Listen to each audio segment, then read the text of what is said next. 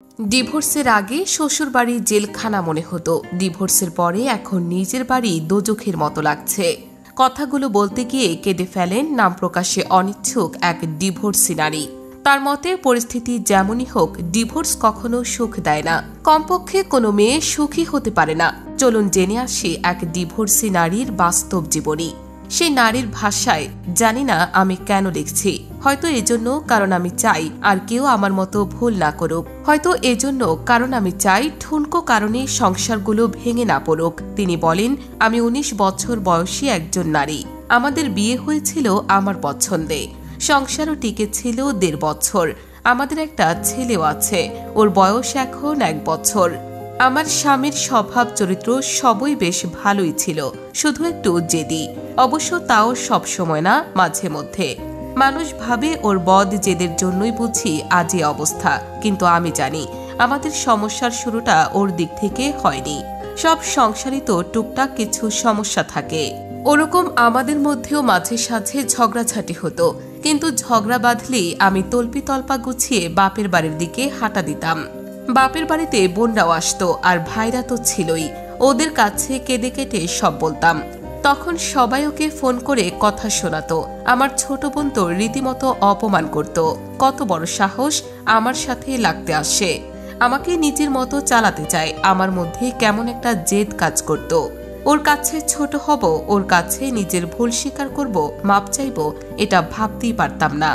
উল্টো বড় গলা করে বলতাম, ডিভোর্স দাও, তোমার মতো লোকের সাথে কে সংসার করে। না, ডিভোর্স আমি কখনোই মন থেকে চাইনি, ওটা ছিল মুখের কথা। ওর সামনে ছোট হওয়ার চাইতে ডিভোর্স চাওয়াই আমার কাছে সঠিক মনে হতো। একদিনের কথা এখনো মনে পড়ে, সেদিন ছোট একটা ব্যাপার নিয়ে তর্ক করতে করতে দুজনেই খুব উত্তেজিত হয়ে পড়েছি। রাগে আমার শরীর কাঁপছে, যা মুখে আসছে তাই বলছি। তুই তোকারি, গালিগালাজ, অপমান কিছুই বাদ যায়নি। এক পর্যায়ে সহ্যের বাঁধ ভেঙে ও আমার গায়ে হাত তুলল। এর আগে কিংবা পরে কখনোই ও আমার গায়ে হাত তোলেনি, কিন্তু ওই একটা থাপ্পড়, ওটাই যথেষ্ট ছিল। আমি বাপের বাড়ি চলে গেলাম। আর হ্যাঁ, বরাবরের মতো এবারও নিজের দিকটা না বলে খালি ওর দিকটাই বলে গেলাম। মানুষের দোষ দিয়ে আর কি লাভ, সবাইকে যা বলেছি সেটার উপর ভিত্তি করেই তারা বিচার করেছে। পরিবারের সবাই বলল, এমন ছেলের সাথে সংসার করার কোনো দরকার নেই, মামলা ঠুকে দাও।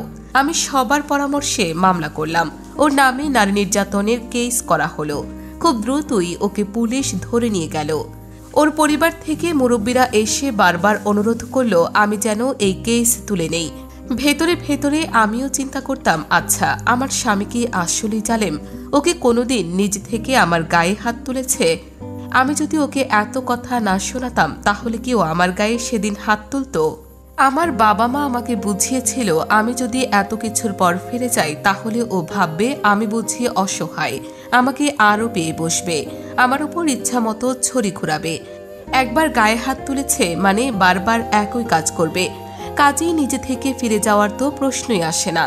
কিন্তু আমার মনের ভেতর কে যেন চিৎকার করে বলতো, ও তো এমন লোক না, ও যেদিন আমার গায়ে হাত তুলেছিল সেদিনই হাঁটু জোর হয়ে আমার কাছে মাপ চেয়েছে।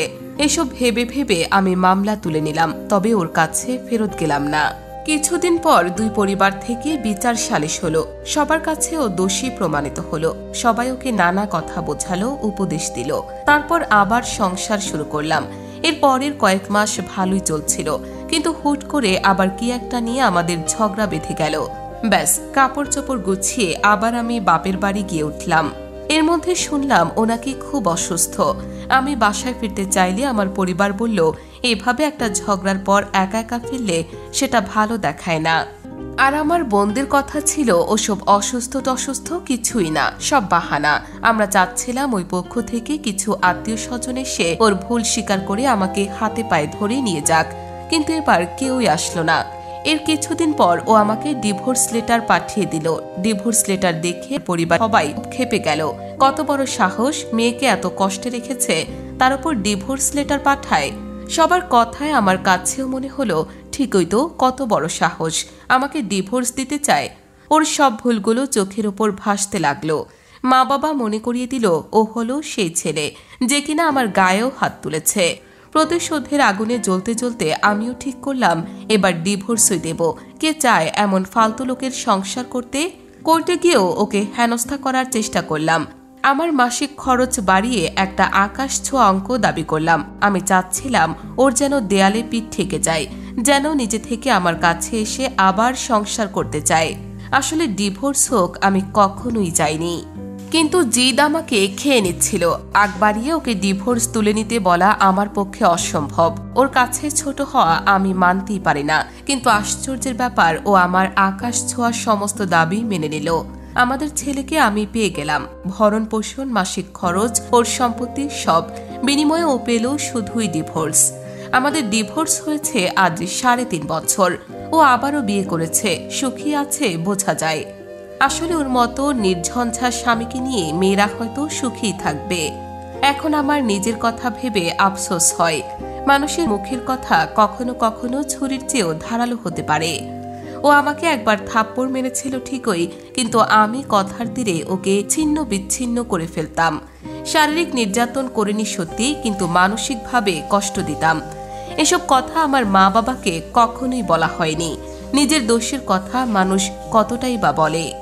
মাঝে মাঝে ভাবি, ইস, আমার পরিবার যদি একটু নিজে থেকে বুঝে আমাকে সংসার করার উপদেশ দিত। যখন আমি ওর কাছে ফিরে যেতে চাইতাম, তখন ওর খারাপটা না বলে যদি একটু ভালো দিকগুলোর কথা মনে করাতো। আমি যদি নিজের জিদ নিয়ে পড়ে না থেকে একটু ওর কাছে নত হতাম, তাহলে হয়তো আজ আমাকে এই দিন দেখা লাগতো না। ডিভোর্সের আগে শ্বশুরবাড়ি জেলখানা মনে হতো, ডিভোর্সের পরে এখন নিজের বাড়ি দোজখের মতো লাগছে। আজ আমার ভাই বোন, বন্ধু বান্ধব সবারই নিজেদের সংসার আছে, কিন্তু ছোট্ট ভুলে সব শেষ হয়ে গেছে। তাই দোয়া করি আর কারোর সাথে যেন এমন না হয়।